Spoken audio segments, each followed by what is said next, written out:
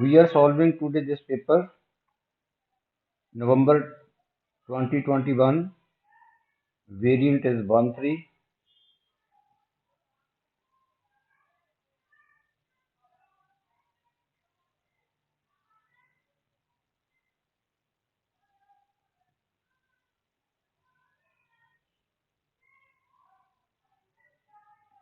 Question number 1.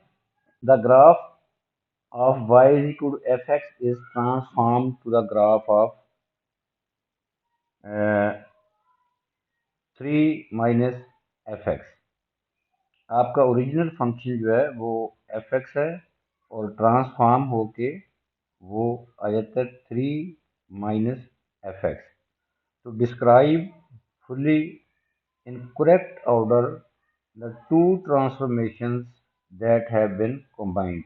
ये 3 minus fx जो है ये fx पे दो ट्रांसफॉर्मेशन अप्लाई हुई हैं, हमने उनको डिस्क्राइब करना है और उनका करेक्ट ऑर्डर भी बताना है. सबसे पहले मैं आपको करेक्ट ऑर्डर बताता हूँ कि करेक्ट ऑर्डर क्या है कंबाइंड ट्रांसफॉर्मेशन में. वो आपने याद रखने हैं. वो होता है TSR. T for translation, S for stretch, R for reflection. इसी ऑर्डर में आपने कंबाइंड ट्रांसफॉर्मेशन के ऑर्डर को डिस्क्राइब करना है. तो यहाँ पे मैं आपको बता देता हूँ कि यहाँ सबसे पहले ट्रांसलेशन दो किस्म की है. हॉरिजेंटल ट्रांसलेशन अगर क्वेश्चन में है तो वो सबसे पहले अप्लाई करेंगे, फिर स्ट्रेच, फिर रिफ्लेक्शन. उसके बाद अगर क्वेश्चन में वर्टिकल ट्रांसलेशन हो तो उसको हमने आखिर में डिस्क्राइब करना है.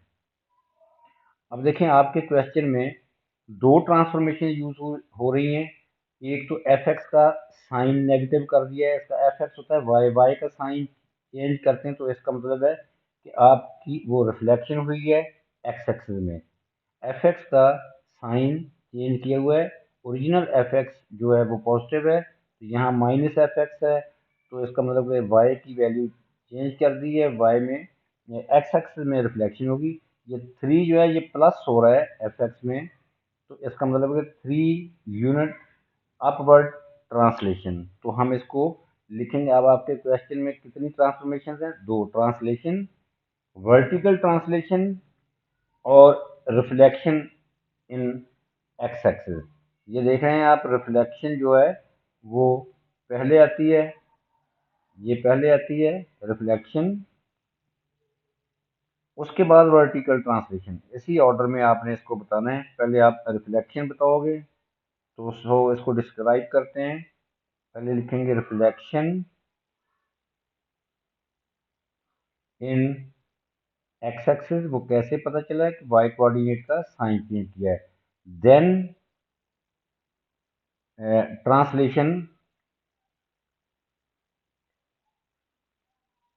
ट्रांसलेशन 3 यूनिट्स अपवर्ड, क्योंकि वो वाई एफ एक्स में 3 ऐड किया हुआ है. अपवर्ड, अपवर्ड भी कह सकते हैं, अलोंग वाई एक्सिस भी कह सकते हैं. ये हमारा क्वेश्चन जो है ये है ट्रांसफॉर्मेशन ऑफ फंक्शन में से. नेक्स्ट क्वेश्चन नंबर 2 जो है ये बाइनोमियल एक्सपेंशन है. Find the first 3 terms. यहाँ लिखे हुए फर्स्ट 3 टर्म्स आपने फाइंड करनी है in ascending powers of x in the expansion of this 1 plus A x power 6.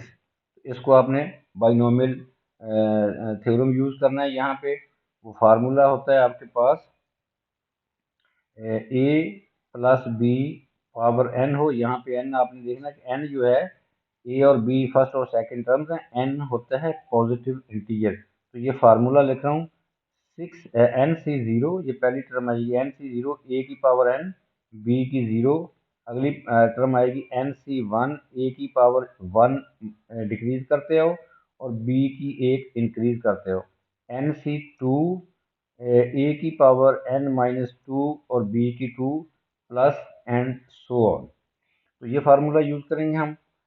तो हमारे पास ए 1 प्लस ए एक्स पावर है 6.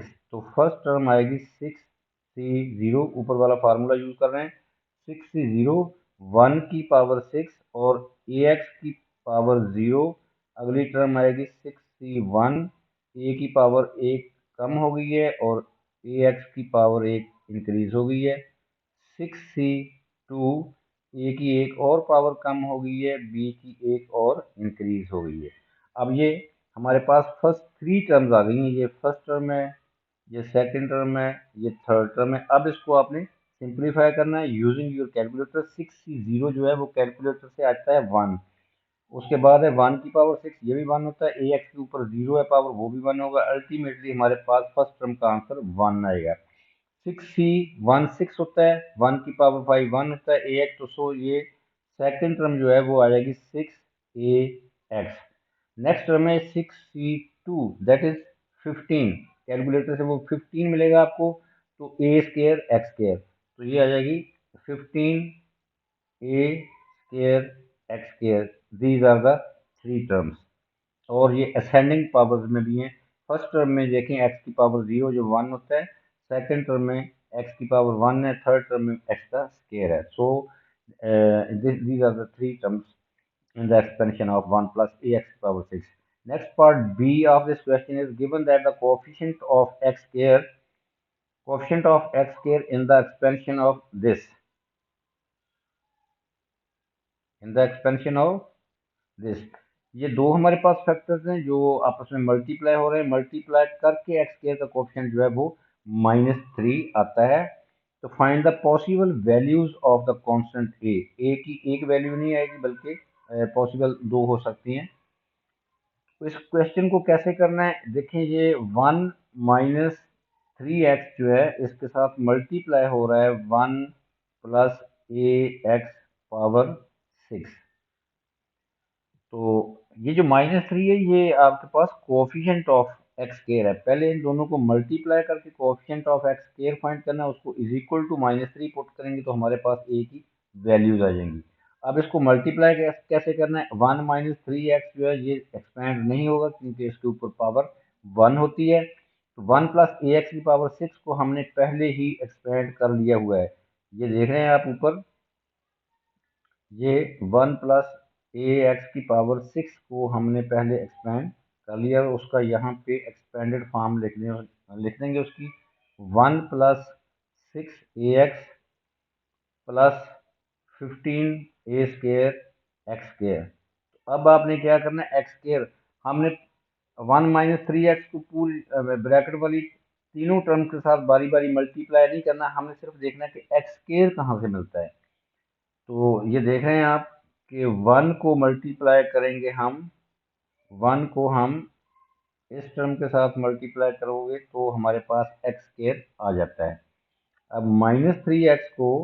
-3x को आप मल्टीप्लाई करोगे एक्स वाली टर्म के साथ, यहाँ से भी एक्स स्केयर आ जाता है। तो सो हमने अब क्या करना है, 15 a स्केयर एक्स स्केयर को 1 से मल्टीप्लाई किया तो वो 15 a स्केयर एक्स स्केयर आ जाएगा।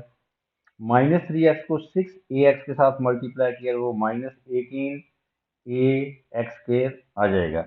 अब यहाँ से एक्स स्केयर दोनों टर्म में कॉमन है, तो यहाँ 15 a स्केयर -18 a आ जाएगा। अब ये कोएफिशिएंट ऑफ एक्स स्केयर जो है वो हमारे पास ये आया है।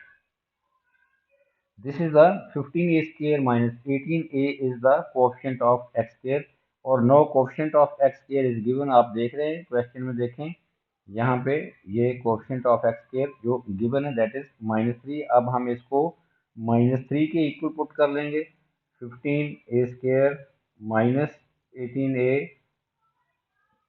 Is equal to -3। तो इसको स्टैंडर्ड फॉर्म में लिखें, 15a square minus 18a plus 3 is equal to 0। अब आप देख रहे हैं there are three terms in the left hand side, all the three terms are the multiple of 3। तो इसको आप 3 पे डिवाइड भी कर सकते हैं, 3 पे डिवाइड कर देंगे तो हमारे पास आ जाएगा ये, या ऐसा ये इसके फैक्टर भी बन सकते हैं।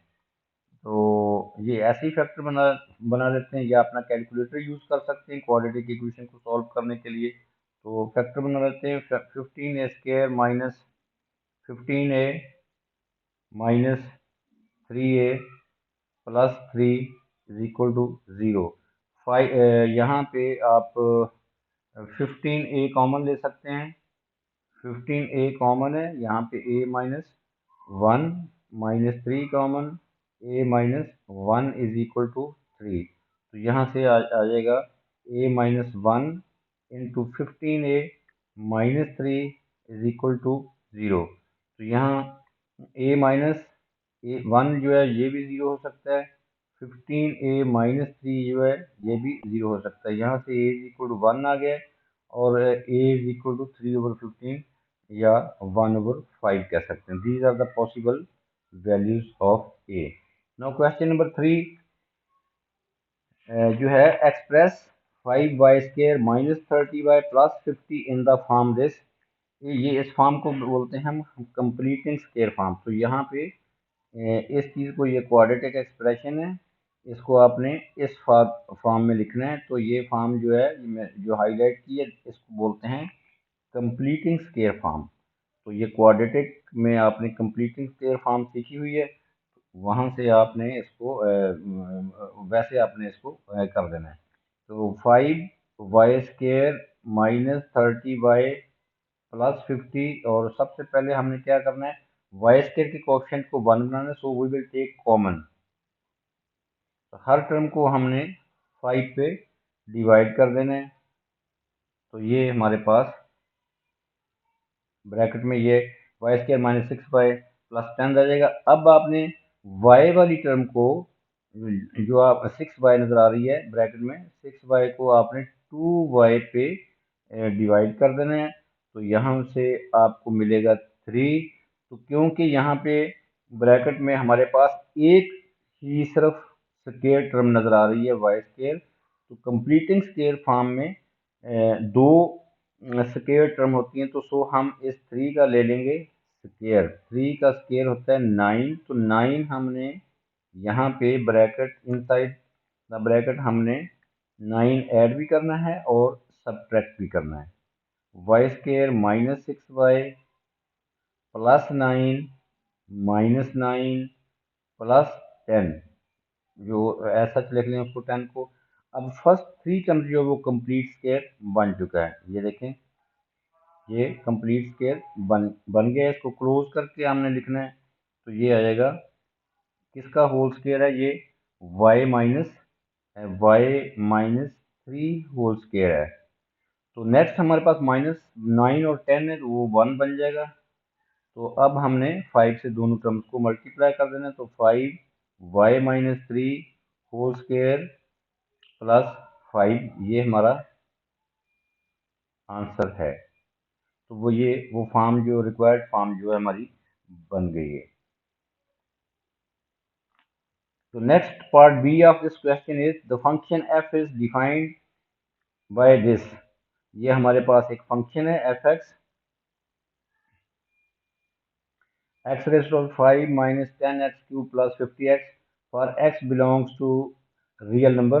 x belongs to real number mean कि all values of x can satisfy this function।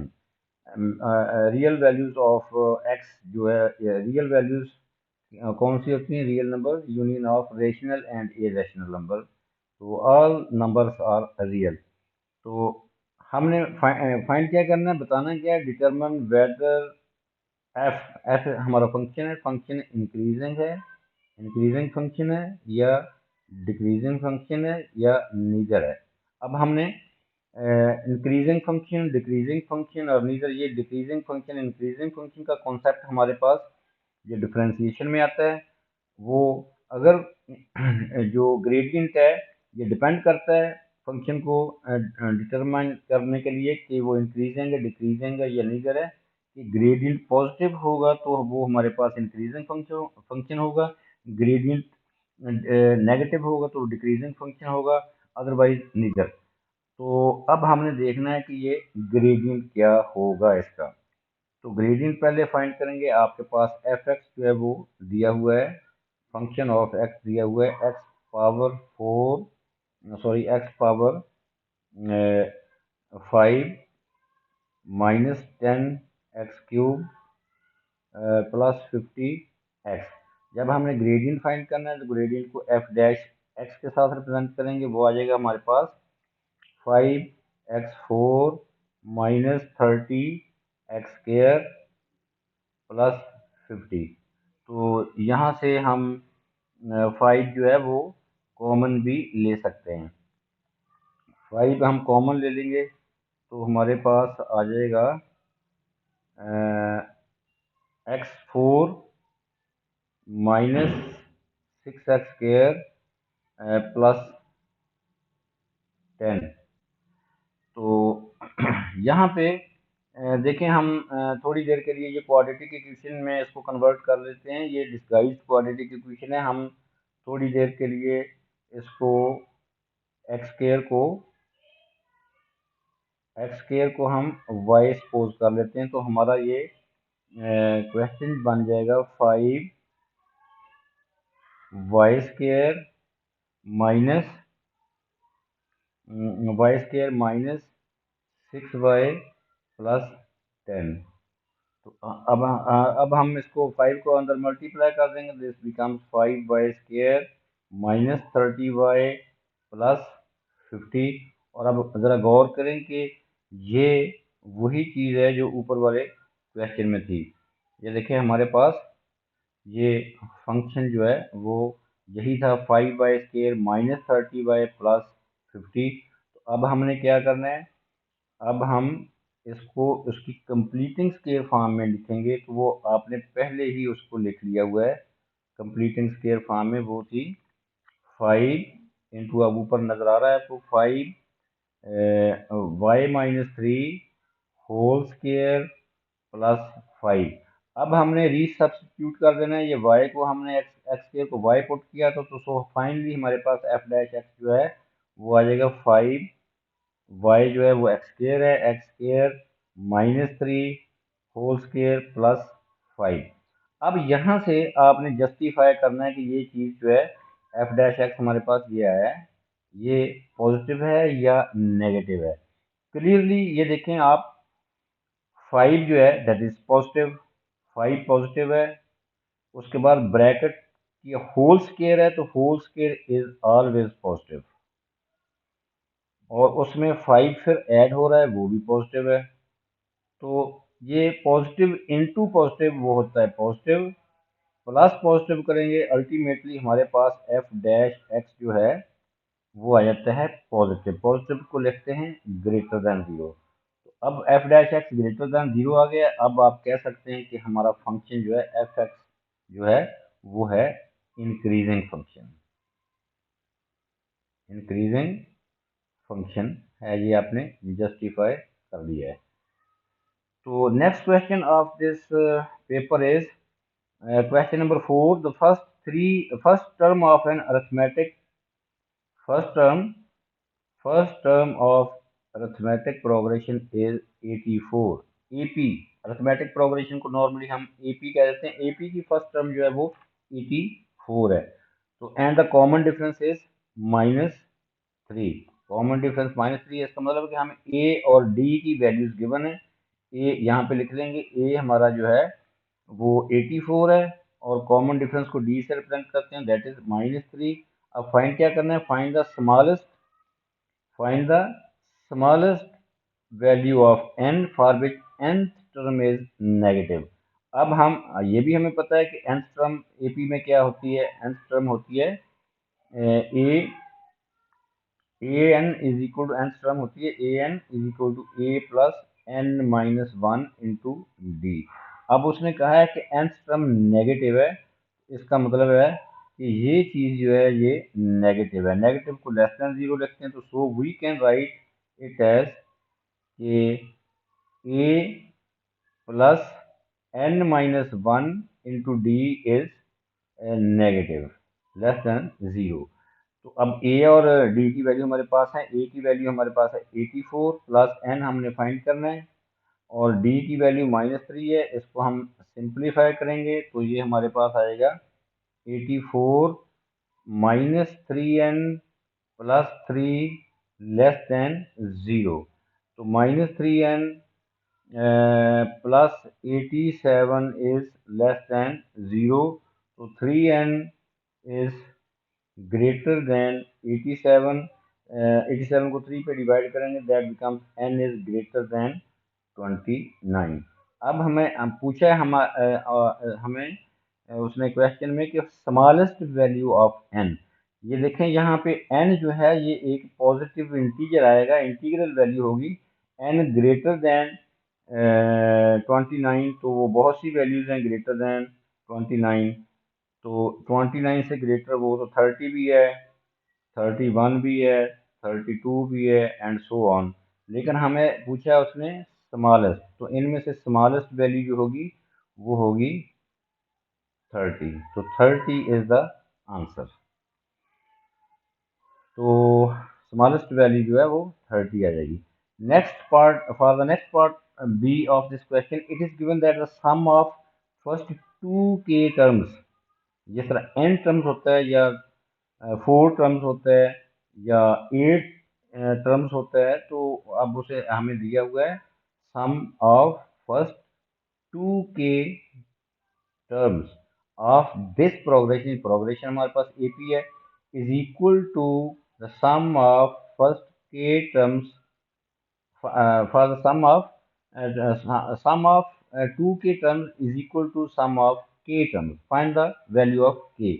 तो हम यहाँ पे सम का फार्मूला यूज करेंगे। सम का फार्मूला हमारे पास सम ऑफ n टर्म्स होता है n/2 ब्रैकेट में 2a plus n-1 into D.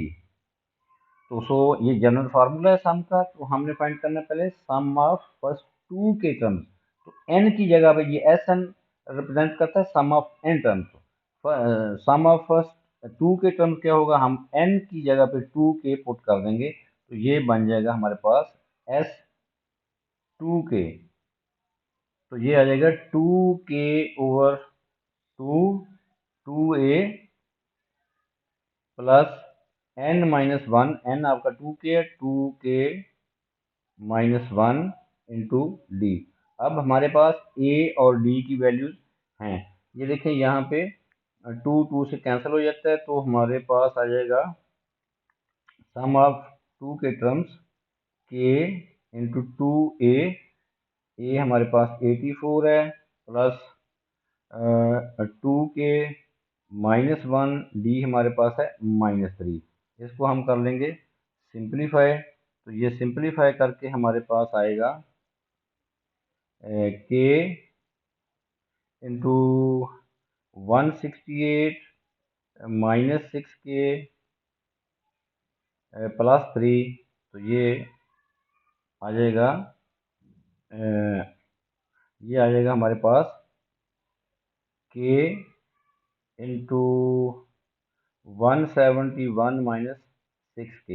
ये आया है हमारे पास सम ऑफ 2k टर्म्स। इसी तरह हम वही फार्मूला यूज करके सम ऑफ k टर्म्स फाइंड कर लेंगे, फिर दोनों को इक्वल कर रखेंगे, क्योंकि उसने कहा है इज इक्वल टू। ये देखें यहाँ लिखा हुआ है is equal to. Sum of k term क्या होगा, वो भी k/2, 2a plus k-1 into -3 D है ये। इसको भी सिंप्लीफाई करेंगे, ये हमारे पास आ जाएगा k/2, सिंप्लीफाई करके 168 -3k प्लस 3। अब फर्दर इसको सिंप्लीफाई करेंगे तो ये हमारे पास आ जाएगा k/2 171 -3k। ये सम ऑफ k टर्म्स हमने फाइंड कर लिया। अब इन दोनों को हम इक्वल पुट करेंगे, तो हमारे पास वो k की वैल्यू आ जाएगी। इन दोनों को इक्वल पुट करेंगे, k into 171 -6k is equal to k/2 171 -3k। दोनों साइड से वो k जो है ये कैंसल आउट हो जाता है, तो हमारे पास रह जाएगा हमारे पास ये क्रॉस मल्टीप्लाई कर देंगे, टू डिनोमिनेटर में है राइट साइड पे, तो ये मल्टीप्लाई हो जाएगा वन इसके साथ लेफ्ट साइड पे, -6k is equal to 171 -3k। तो यहाँ से हमारे पास आएगा 342 -12k is equal to 171 -3k। तो यहाँ से 171 इज इक्वल टू आ जाएगा 9k। So this shows that the value of k will be